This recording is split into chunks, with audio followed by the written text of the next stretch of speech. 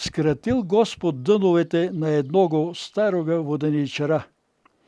Троицата му синове га погребали, куснули от пченицото на гробищата, за Бог да прости, запалили по едну свечицу и ка се върнули дома, рекли да подело бащиниото. А оно бедночуто, свата бащиния била една воденичка тръкавица, едно магаре и един мачък.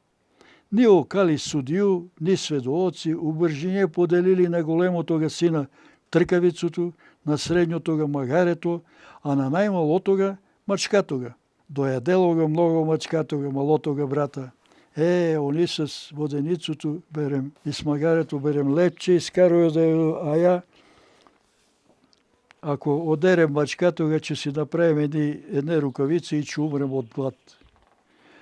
Мачъкът га чул, па му рекал: не е твоят дел най-лош, братя ти, че изеду бащиниото, а я мога да ти помогнем.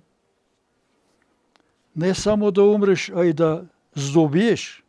Оружие ме с едне чижме и едно турбо и че ти покажем, що мога. Насмял се малият брат, ама съшил, струпал едне чижме на мачкато га, сгърволил тея чижбе, изперкал се комачък у новите обуща, наметнул турбото и тети прекора му с предния нодя у горуто. Дека било пуно с зайци. Тети един от некоде млад будала заек, налетел и право у турбото. Тръгал бърже връвцете, ватил зайка тога, утепал га и айде, та от царските дворове. Що тражиш, това бремацане, прашали го от стражото, а и царът бил облизо некуде. Попратиме моят чурбаджия Карабас, така кръстил мачъкът Карабаса своето прислугу, да пружим на ваше величество тогова зайка от нашето ловджийско бранище. Царът се позачудил, узел зайкато га и благодарил на Карабаса. На другият или третия ден мачъкът ошъл у едно ниво, начинил турбото по един слог, посъкрил се и тети ватил две препелице. Пай ошъл от царските дворове и дал препелиците на цара тога. Маркиз Карабас ви даруе, ваше величество. По много здраве на Карабаса, благодарим, рекал царът и заручил да нагосто мачкатога. Еднош другош, неделю до месец, мачъкът све си гощава цара тога с зайци и преперице, а царът бил много доволен. Еднош мачъкът чул царедворците да си орато, дека царът ще излази да ободи царството. Първо тели да мину прокай рекуто, па после пополе. Тега е мачъкът рекал на Карабаса: слушай ме сега да видиш ти живот. Че ти покажем един вир и че се облечеш тамо и че се купеш гол. Понатам, че е све моя работа. Така и направили работото, що казал мачъкът. Минули царът, царицата, горската черка, скаляското, прокай бреговете, близо до вирът и тети некой ока. Не дайте, бре, човеци, Маркиз Карабас, че се удави.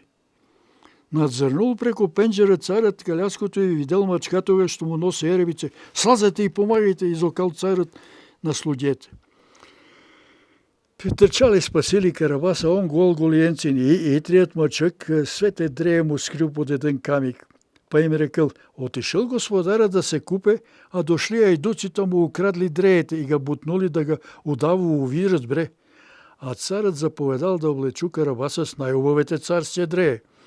Карабас дали си бил убавшък, от тея дрее огреял како слънце. Царската черка се загледала у njega и поподсървенела, а колената отмалела. Поратил царът с Карабаса, па ги укачило каляското да се поразсодо с ни, а покретлият мачък ни на небо, ни на земи. Радуе се дека станюе све кошрега е скроил. Изтрчал напред на каляското и при едни косаче. Ей, вие косаче, ако не кажете на цара тога дека со тея големе ливаде на Маркиз Карабас очичу изгребем. тети у каляската при косачете, а царът ги прашуе: че су тея големели ваде, вре косаче? И па на Мартиза Карабаса? Рекло косачете и сторили капе пред цара тога. Ама чъкът на един душък изтрчал при едно каляско и съпрел при едни жетваре, кои били негови. Кой ви пращат тея ниве? Прашал царът. Карабас, тие сме му на начаре, а така, ако не кажете, очи чу ви изгревем. Така рекал царският син. Че су те убаве ниве с бели обченицу прашил жетварете? На Мартиза Карабаса су, а ние сме негови надничаре. Аран ни е господаря, Господ здравия да му дава.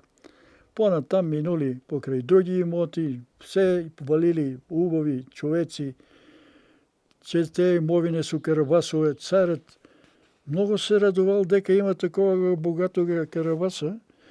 Накрай мъчъкът стигал до един чуден замък. Он бил на едного великана, кой бил най-богат. И все те земни, куде минуле, биле све негове. Мъчъкът се договедал какъв е тия делия и откъде богатее и що може да прави. Ошъл при нега и ги заватил. Вечно ти богатство, вала ти, твое имовине су много твое, браво на тебе, ти си добър. Тя му стануло на човекояцата го порекал: де седни до мене да одмориш? Мене су ми казували, подватил ga мъчъкът, дека можеш да се приличиш на свакво живину, даже на вука или на слона. Мого и на лъва да се преобразим. И изровал великана и тетига лъв. Мъчъкът излетел с живе муче поди покрепът на коминете, оти му се возгала и чизмете, ни жив, ни умрел, звирал душу и едвам премявукал. А казуй обре, дека си на поганца може да се претвориш, ама я това не веруем. Не веруеш ли? Изровал човекоедъцът и станул на поганца. Ама ете ми нагодо злоде. Рипил мъчъкът, грабил ga и ga изручал у минут. Поганецът немал ни да писне, ни да цвъркне, а бъщите га изтропали царските калясти и помосът. Преглънул мъчъкът поганца тога, па изтрчал пред цара тога и мило му рекал: добре дошъл, Ваше Величество, у замъкът на Карабаса. И тия ли су палати твои, Мартизе? Плеснул се царът учило: и мовен човек си, заповедай, Ваше Величество, у моят дом, рекал най-малият воденичар си син. А мъчъкът му нажмикнул и рекал: Мартизе, у големото ли собо, че тури му Негово Величество? У най-големото. Тамо, дека че е гощавката. Мъчъкът, као лезъл, дворецът видел една широка соба, наредене масе, седене и пиене. Као лезе, царът се обламенил, едва си език не поглънул, па се прекръстил. Гощавали са, пили прекоморско вино, ели. Хочеш ли да ми станеш зет? Очу, какво да не очу, проломотил сиромашният воденичарски син. И царската черка ga ватила за руку. Оженили се, направили много гощавке, оголемили имотите на цара тога.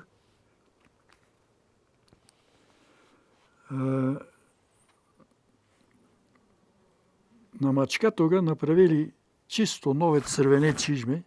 Трчал они натам по царските сараи и поганци и ловил понекаш и поганца.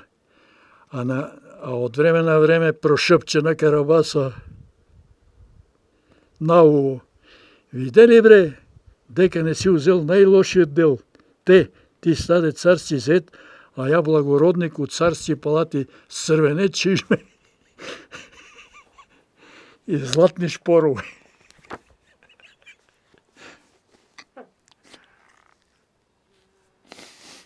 Аз се вълнувам малко.